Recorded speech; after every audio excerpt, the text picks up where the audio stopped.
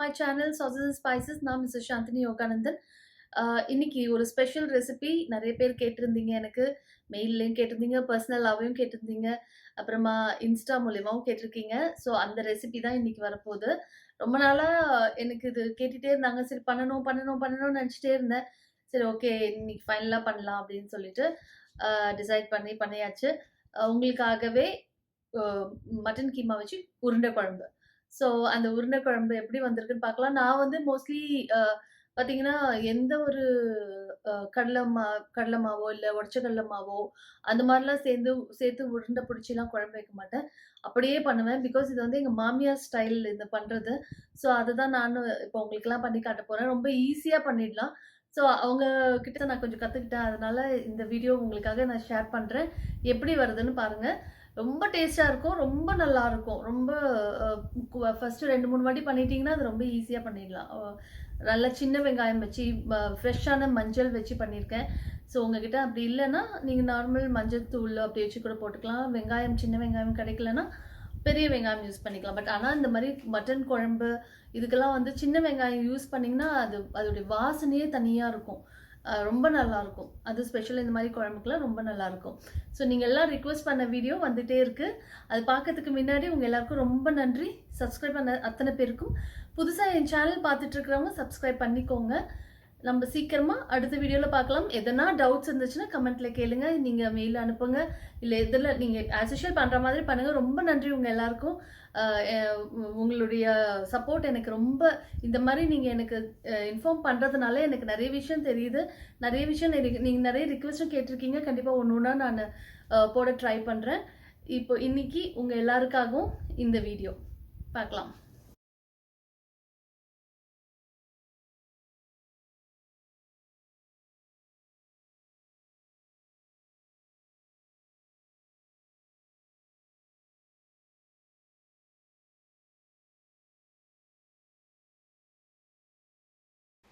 So இப்போ நம்ம வந்து இந்த மசாலா எப்படி அரைக்கணும்னு பார்க்கலாம். என்னென்னலாம் தேவை அப்படின்னு சொல்லிட்டு பார்க்கலாம். பச்சை மிளகாய் வந்து காரத்துக்கு நம்ம எவ்வளோ காரம் வேணுமோ அதுக்கேற்ற அளவு பச்சை மிளகாய் எடுத்துக்கணும்.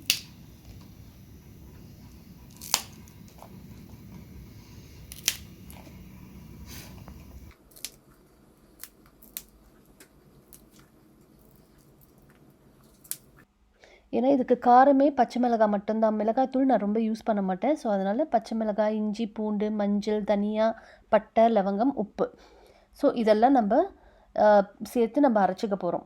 இப்போ இந்த மஞ்சள் வந்து நான் பார்த்தீங்கன்னா ஃப்ரெஷ்ஷாக எடுத்து வச்சுருக்கேன். உங்கள்கிட்ட இல்லைன்னா மஞ்சள் தூள் சேர்த்துக்கோங்க. நான் எல்லாமே வந்து மெஷர்மெண்ட்டோடு கொடுத்துருக்கேன். நான் வந்து மெஷர்மெண்ட்லாம் யூஸ் பண்ணுறதில்ல. நான் சும்மா எவ்வளோ எடுத்தனோ அதை உங்களுக்கு மெஷர் பண்ணி எடுத்து போட்டிருக்கேன் நான். ஸோ அதை வச்சு நீங்கள் பார்த்துக்கோங்க. எதுக்கு நம்ம உப்பு சேர்த்து அரைக்கிறோம்னா கசப்பு வந்துடும். அதனால் நம்ம வந்து உப்பு போடலைன்னா கசப்பு வரும் அப்படின்னு சொல்லியிருக்காங்க. ஸோ அதனால் நான் எப்போவுமே இந்த மாதிரி பச்சை மிளகாலாம் போட்டு அரைக்கும் போது உப்பும் சேர்த்துப்பேன்.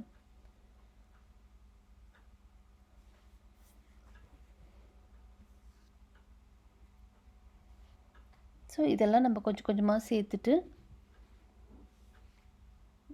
எல்லாமே கட் பண்ணி எடுத்துக்கோங்க. கட் பண்ணி எடுத்துகிட்டு நம்ம கொஞ்சம் கொஞ்சமாக சேர்த்து நம்ம இதில் வச்சு அரைச்சிக்கலாம். நான் வந்து எப்போவுமே இந்த மாதிரி மட்டன் குழம்புக்கெலாம் பார்த்திங்கன்னா மிளகாய் தூளை விட பச்சை மிளகாய் காரம் இருக்கிற மாதிரி தான் நான் யூஸ் பண்ணுவேன். ஸோ அதனால் எல்லாமே நம்ம எடுத்து போட்டு அரைச்சிக்கலாம்.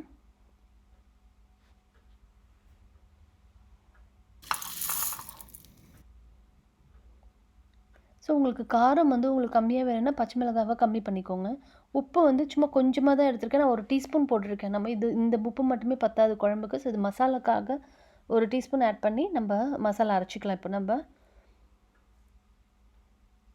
ஃபஸ்ட்டு சும்மா ஒரு சுற்றிட்டு எல்லாம் உடஞ்சி இதுவானதுக்கப்புறமா கொஞ்சமாக தண்ணி ஆட் பண்ணி நல்லா நைஸாக அரைச்சிக்கணும் நம்ம.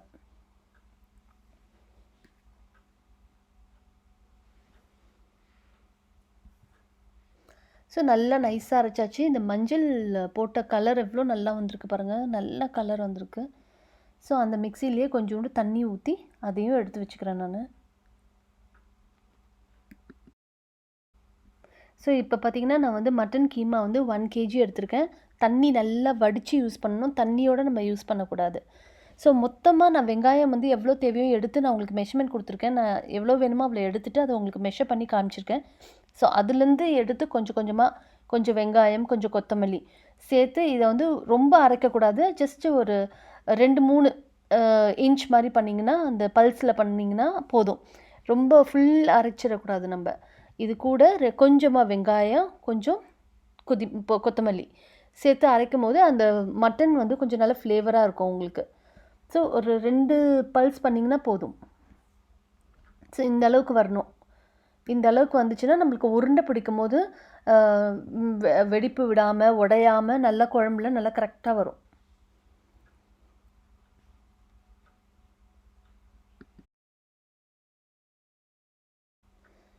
ஸோ இந்த மாதிரி நம்ம எல்லாத்தையும் கொஞ்சம் கொஞ்சமாக அரைச்சி வச்சுக்கலாம். நிறைய பேர் வந்து குழம்புல போடும்போது பிரிஞ்சு வந்துடும் அப்படின்ட்டு தான் இந்த மாவுலாம் சேர்க்குறாங்க. கடலை மாவு, உடச்சக்கடலை மாவு ஏதோ ஒன்று அதெல்லாம் சேர்ப்பாங்க. பட் இந்த மாதிரி நீங்கள் பண்ணிங்கன்னா உடஞ்சி வராது, தூள் தூளாக ஆகாது. அப்படியே நம்ம போட்ட மாதிரி அப்படியே இருக்கும். ஸோ அதனால் இந்த மாதிரி நம்ம பண்ணுங்கள். ரொம்ப ஈஸியான ஒரு இது தான். நம்ம கொஞ்சம் வெங்காயமும் இந்த கொத்தமல்லி போடும்போது வாசனை நல்லாயிருக்கும். சாப்பிடும்போது உங்களுக்கு ரியல் மட்டன் அந்த பவுடர்லாம் சேர்க்காம சாப்பிட்றதுனால ரொம்ப டேஸ்ட்டாக இருக்கும். ஸோ இது எல்லாத்தையும் அரைச்சாச்சு. இப்போ நம்ம ஏற்கனவே அரைச்ச மசாலா ஒரு ஸ்பூன் அளவு சேர்த்துட்டு கொஞ்சம் உப்பையும் சேர்த்துட்டு இதில் கொஞ்சம் நல்லா மிக்ஸ் பண்ணி விட்டுறேன் நான். ஸோ மட்டன் கீமாவில் நம்ம இவ்வளோ தான் போட்டிருக்கோம். கொஞ்சமாக நம்ம வெங்காயம், கொஞ்சமாக கொத்தமல்லி மட்டும் ஒரு கட்டு ஃபுல்லாக கட் பண்ணி வச்சுக்கோங்க. ஏன்னா 1 கிலோவுக்கு ஃபுல் கொத்தமல்லி தேவைப்படும். ஒரு கட்டு கொத்தமல்லி உங்களுக்கு தேவைப்படும். ஸோ அது அப்புறமா கொஞ்சோண்டு உப்பு, மசாலா ஸோ எல்லாமே சேர்த்து நல்லா பிசைஞ்சு விட்டுட்டு இப்போ நம்ம கொஞ்சம் நல்லா பொறுமையாக உருண்டை பிடிச்சி வைங்க. ஸோ அப்போ தான் நம்மளுக்கு உடையாமல் இருக்கும். நம்ம குழம்பு கொதிக்கும் போது இங்கே உருண்டை பிடிச்சோம்னா ஃபாஸ்ட்டாக பண்ணும்போது சம்டைம்ஸ் சரியாக நம்மளால் உருண்டை பிடிக்கலனா கூட அது உடஞ்சி போகிறதுக்கு சான்ஸ் இருக்குது.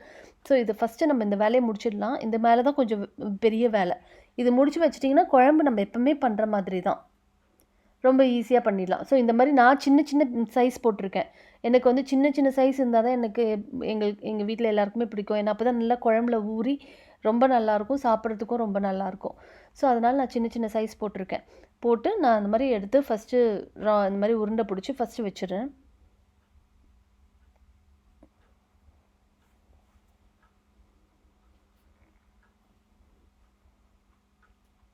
இந்த மாதிரி ஒரு வெடிப்பு இல்லாமல் ஸ்மூத்தாக ரவுண்டு பிடிச்சி எல்லாத்தையும் இதே போல் பண்ணி வச்சுருங்க.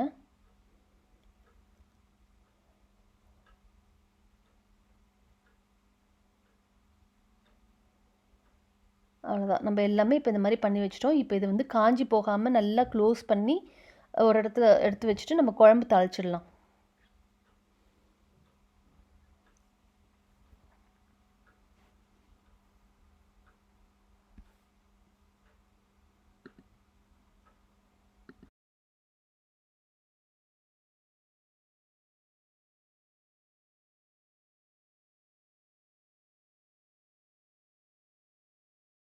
ஸோ நம்ம குழம்பு தாளிக்கிறதுக்கு முன்னாடி இந்த தேங்காவும் அரைச்சி வச்சிடலாம். நான் என்ன பண்ணியிருக்கேன், தேங்காய், கொஞ்சம் சோம்பு, கொஞ்சம் முந்திரி எடுத்து நல்லா அரைச்சிட போகிறேன். நம்ம இங்கே வந்து எனக்கு வந்து கசகசா கிடைக்காது. ஸோ அதனால் நான் வந்து இந்த கேஷ்நட் யூஸ் பண்ணியிருக்கேன். உங்களுக்கு கசகசா இருந்துச்சுன்னா அதுவும் போடுங்க, குழம்புக்கு நல்லா திக்னஸ் கொடுக்கும்.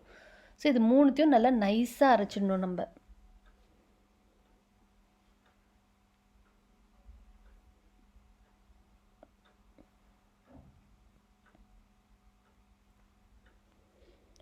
நல்லா தண்ணி இதை வந்து நல்லா போட்டுட்டு தண்ணி ஊற்றி நல்லா நைஸாக அரைக்கணும்.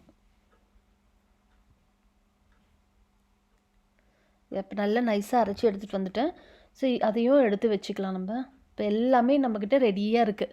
ஸோ இப்போ நம்ம குழம்பு வந்து ரொம்ப சீக்கிரமாக முடிஞ்சிடும். ஏன்னா நம்ம எல்லாமே ரெடி பண்ணிட்டோம். ஸோ இதையும் கொஞ்சோண்டு தண்ணி ஊற்றி நம்ம அந்த பச்சை மசாலா அரைச்சோம் இல்லையா, அது ஊற்றி அதுக்கு தண்ணி எடுத்து வச்சுருந்தோம் இல்லையா, அந்த மிக்சியில் கழுவி அதே போல் இதையும் ஊற்றி அதுலேயே ஊற்றி வச்சுருங்க.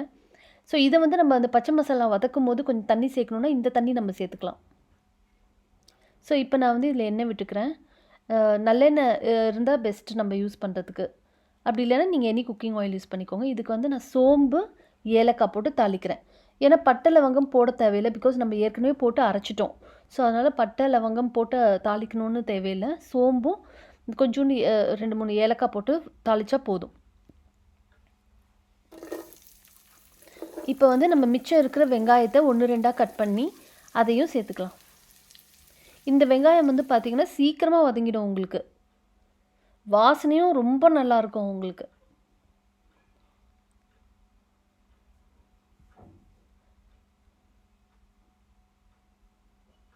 இது வதக்கும் போதே உங்களுக்கு நல்ல வாசனை வரும்.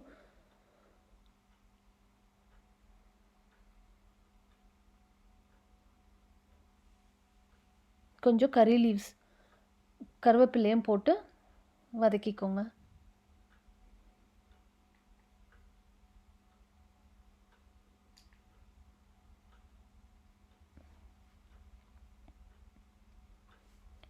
இந்த வெங்காயம் நல்லா வதங்கி இப்போ இந்த வெங்காயம் பெரிய வெங்காயம் போட்டிங்கன்னா இன்னும் கொஞ்சம் வதங்க வேண்டியதாக இருக்கும். இது வந்து இப்போவே நல்லா வதங்கி நல்லா வாசனை வந்துடுச்சு.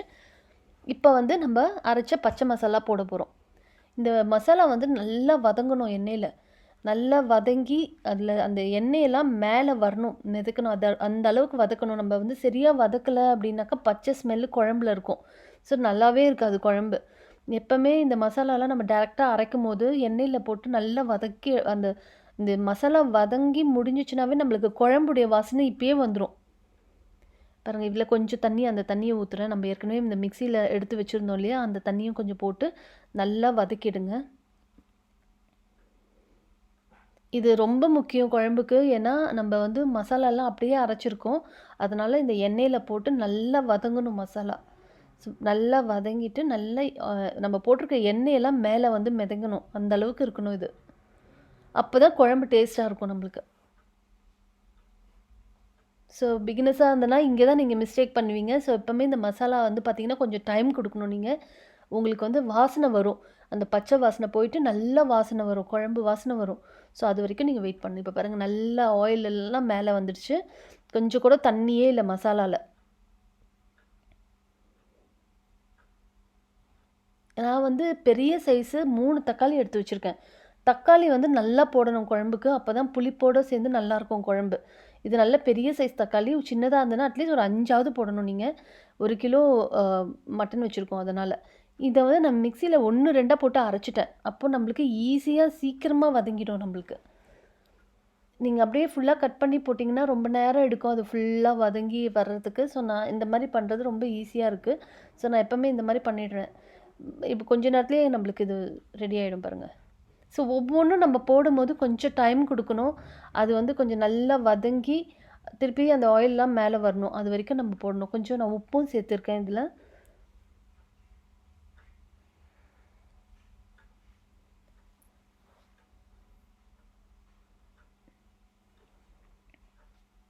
ஸோ எப்போவுமே நம்ம ஒவ்வொன்றும் போடும்போது பார்த்துக்கோங்க. ரொம்ப சீக்கிரமாக டக்கு டக்குன்னு அடுத்தடுத்தது போடாமல் கொஞ்சம் டைம் கொடுக்கணும் நம்ம. அது நல்லா அது நல்லா மிக்ஸ் ஆகிட்டு நல்லா வெந்து வர்றதுக்கு கொஞ்சம் டைம் கொடுக்கணும் நம்ம.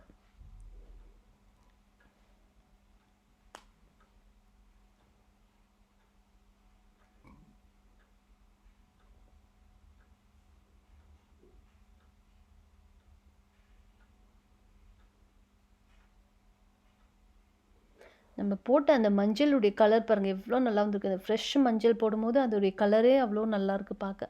நான் இதில் வந்து ஒரே ஒரு டீஸ்பூன் சில்லி பவுடர் போட்டிருக்கேன், அவ்வளோதான். மற்றபடி ரொம்ப தேவை கிடையாது. ஏன்னா நம்மளுக்கு இந்த காரம் ஃபுல்லாக அந்த பச்சை மிளகாயில் இருக்கிற காரமும் தனியாகவும் அவ்வளோதான். ஸோ நான் ஜஸ்ட்டு கொஞ்சமாக நான் வந்து ஒரே ஒரு டீஸ்பூன் வந்து சில்லி பவுடர் போட்டிருக்கேன், அவ்வளோதான் அதில். இப்போ நல்லா வதங்கிடுச்சு தக்காளி போட்டு. இப்போ வந்து நம்மளுக்கு குழம்பு எவ்வளோ தேவையோ அந்தளவுக்கு தண்ணி வந்து சுடு தண்ணி ஊற்றிக்கிட்டேன் நான். ஏன்னா நம்மளுக்கு ஆல்ரெடி இந்த போட்ட மசாலா தக்காளி எல்லாமே நல்லா வதங்கிடுச்சு. ஸோ இதுக்கு மேலே நீங்கள் சாதாரணமாக தண்ணி ஊற்றுனீங்கன்னா அது சூடாகி அது வர்றதுக்கு கொஞ்சம் லேட் ஆகும். ஸோ ஆல்ரெடி நம்மளுக்கு குக் ஆகிருக்கிறதுனால நீங்கள் நல்லா சுடு தண்ணி ஊற்றலாம். அதில் சுடு தண்ணி ஊற்றினீங்கன்னா சீக்கிரமாக நம்மளுக்கு ரெடி ஆகிடும். இப்போ பாருங்கள், நல்லா கொதித்து வந்துடுச்சு. வேணுங்கிற அளவு குழம்புக்குள்ளே தண்ணியும் ஊற்றியாச்சு. இந்த நேரத்தில் நல்லா கொதித்து வரும்போது நம்ம உருண்டை பிடிச்சி வச்சுருக்கிற மட்டன் கீமா வந்து ஒன்றா மெதுவாக உள்ளே போடுங்க. ரொம்ப பக்கத்தில் ரொம்ப போடாமல் சுற்றி நம்மளுக்கு இடம் விட்டு நல்லா எல்லாத்தையுமே அப்படியே சிங்கிளாக போடுற மாதிரி போடுங்க. ஏன்னா இப்போ சாஃப்டாக இருக்கும் உங்களுக்கு இந்த மட்டன். அதனால் வந்து ரொம்ப இதுவாக போட்டாலும் சீக்கிரமாக அது உடஞ்சி போகிறதுக்கு சான்ஸ் இருக்குது. இது குக் ஆனதுக்கப்புறமா அதுங்களே அப்படியே உள்ளே போயிடும். எல்லாத்தையும் போட்டாச்சு, மூடி விட்டுட்டேன். கரண்டி யூஸ் பண்ணாதீங்க. இது செட் ஆகிற வரைக்கும் கரண்டி யூஸ் பண்ணாதீங்க. நம்ம எப்போவுமே இப்படி இந்த பாத்திரத்தை தான் வச்சு ரொட்டேட் பண்ணிக்கிட்டு இருக்கணும் கொஞ்ச நேரத்துக்கு.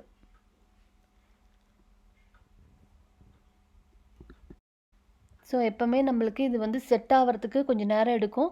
அது கூட ஒரு 5 நிமிஷத்தில் சரியாயிடும் நம்மளுக்கு. அது வரைக்கும் நீங்கள் கரண்டி போடாமல் அப்பப்போ இப்படி வந்து ரொட்டேட் பண்ணி பண்ணிங்கன்னா உங்களுக்கு கரெக்டாக இருக்கும். எல்லாம் இப்போ பாருங்கள் கொஞ்சம் அப்படியே உள்ளே போயிருக்கு. கொஞ்சம் கொஞ்சமாக செட் ஆக அப்படியே இறங்கிடும் எல்லாமே. இறங்கி குழம்பு மேலே வர ஆரம்பிச்சிடுச்சு. ஆனால் இது பண்ணும்போது ஸ்லோவில் வச்சுக்கோங்க. ஸ்லோ ஃபயரில் வச்சு அந்த ஃபஸ்ட்டு கீமா போடும்போதுலேருந்து ஸ்லோ ஃபயரில் வச்சுருங்க. ஸோ இது இன்னும் வரைக்கும் எனக்கு வந்து ஸ்லோ ஃபயரில் தான் இருக்குது. ஸோ மெதுவாக குக் ஆகட்டும். நல்ல வாசனை வரும் இந்த சமயத்தில் உங்களுக்கு. எனக்கு இன்னும் கொஞ்ச நேரத்தில் தெரிஞ்சிடுச்சு, நல்லா செட் ஆகிடுச்சுன்னதுக்கப்புறமா நான் வந்து நல்லா கரண்டி போட்டு மிக்ஸ் பண்ணி காட்டுறேன் பாருங்கள். இவ்வளோ தான் இதுக்கு டைம். ஒரு 5 to 7 மினிட்ஸ் தான். அதுக்குள்ளே இது நல்லா செட் ஆகிடும். நல்லா கொதிச்சு இப்போ என் கண்ணுக்கு தெரியல, எல்லாம் உள்ளே போயிடுச்சு. நல்லா செட் ஆகிடுச்சு பாருங்கள். நான் காட்டுறேன் பாருங்கள். நல்லா வந்துடுச்சு.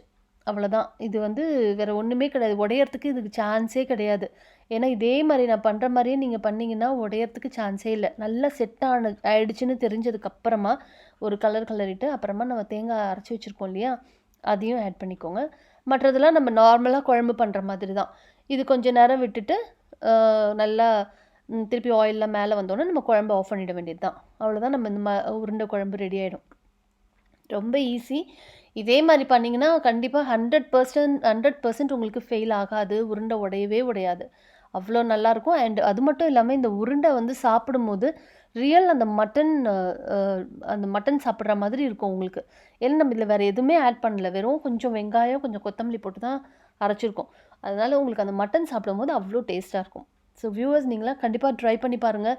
இதுதான் வந்து மட்டன் குழம்பு. அவ்வளோ டேஸ்ட்டாக இருக்கும். நீங்கள் ட்ரை பண்ணி பார்த்துட்டு எப்படி வந்துச்சுன்னு கண்டிப்பாக எனக்கு சொல்லுங்கள். என்னுடைய மெயில் ஐடி, அப்புறமா வந்து எங்களுடைய இன்ஸ்டா எல்லாமே நீங்கள் வந்து பார்க்கலாம். இதில் எங்கே எப்படி பண்ணாதவங்க அதில் போய் பாருங்கள். எனக்கு எதுனாலும் நீங்கள் எனக்கு அதில் வந்து மெயில் அனுப்புங்க, இல்லை கமெண்ட் சொல்லுங்கள். நீங்கள் எப்படினாலும் பண்ணுங்கள். பட் நீங்கள் எப்படி வந்துச்சுன்றதே எனக்கு சொல்லுங்கள். ஏன்னா நான் ரொம்ப வெயிட் பண்ணிகிட்ருக்கேன். நீங்கள் இதெல்லாம் செஞ்சு பார்த்துட்டு எனக்கு எப்படி இருக்குதுன்னு சொல்லணும்னு சொல்லிட்டு. அவ்வளோதான் வியூவர்ஸ், நம்ம சீக்கிரமாக அடுத்த வீடியோவில் பார்க்கலாம்.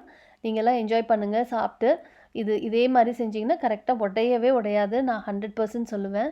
உடையவே உடையாமல் நல்லா வரும். நான் வந்து சின்ன சின்ன பீஸஸாக போட்டிருக்கேன். உங்களுக்கு என்ன பெருசு போட்டுக்கோங்க. பட் சின்னதாக போட்டால் நல்லா ஊறி நல்லாயிருக்கும், சாப்பிட்றதுக்கு ரொம்ப ஈஸியாக இருக்கும்.